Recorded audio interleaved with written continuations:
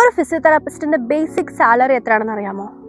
10K, 12K, 15K. Yes, ഇതാണ് ഇന്ത്യയിലെ even ഏറ്റവും ബെസ്റ്റ് പബ്ലിക് ഹെൽത്ത് സിസ്റ്റം ഉള്ള കേരളത്തിന്റെ പോലും അവസ്ഥ.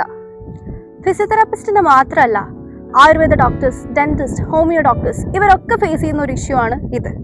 4.5 വർഷത്തെ degree, internship, clinical skills, practice, പേഷ്യന്റിനോടുള്ള responsibility, hard work, physical strain ഇതൊക്കെ കഴിഞ്ഞിട്ട് കിട്ടുന്ന ശമ്പളമോ? മിക്ക ആളുകളും മെഡിക്കൽ സെക്ടർ ചൂസ് ചെയ്യുന്നത് ഒരു പാഷന്റെ പുറത്താണ്. ആ പാഷനെ ഇങ്ങനെ എക്സ്പ്ലോയിറ്റ് ചെയ്യരുത്. Experience letter. പല ഫിസിയോയും ഈ ലോ വേജിന് വർക്ക് ചെയ്യാനുള്ള റീസൺ എന്ന് പറയുന്നത് ഇതാണ്. ശരിക്കും നമ്മൾ ഫിസിയോസ് തന്നെയല്ലേ ഇതിനൊക്കെ കാരണം? ഒന്ന് ആലോചിച്ച് നോക്കിയേ. 10 ഫിസിയോസ് ഈ ലോ വേജിൽ എനിക്ക് ജോലി ചെയ്യാൻ പറ്റില്ല എന്ന് പറഞ്ഞാൽ 11ാമത്തെ ഫിസിയോയ്ക്ക് അവർ ഓട്ടോമാറ്റിക്കലി കുറച്ച് എമൗണ്ട് കൂടുതൽ കൊടുക്കും. Because the tables have turned. ഇപ്പോൾ അത് അവരുടെ ആവശ്യമായിട്ട് മാറി. MPT ഒക്കെ കഴിഞ്ഞ് 18Kക്കും 20Kക്കും വർക്ക് ചെയ്തിട്ട് ഇതെനിക്കൊരു എക്സ്പീരിയൻസ് മാത്രമാണെന്ന് പറയുന്ന ഫിസിയോസിനോട് എനിക്ക് ഒന്നേ പറയാനുള്ളൂ: നിങ്ങൾ ഇല്ലാണ്ടാക്കുന്നത് ഫ്യൂച്ചർ ഫിസിയോസിന്റെ ഭാവിയാണ്. ഒരു സ്റ്റാഫ് ഫെയർ പേ ചോദിക്കുന്നത് അവരുടെ അത്യാഗ്രഹമല്ല, it's dignity. Keep your bars high.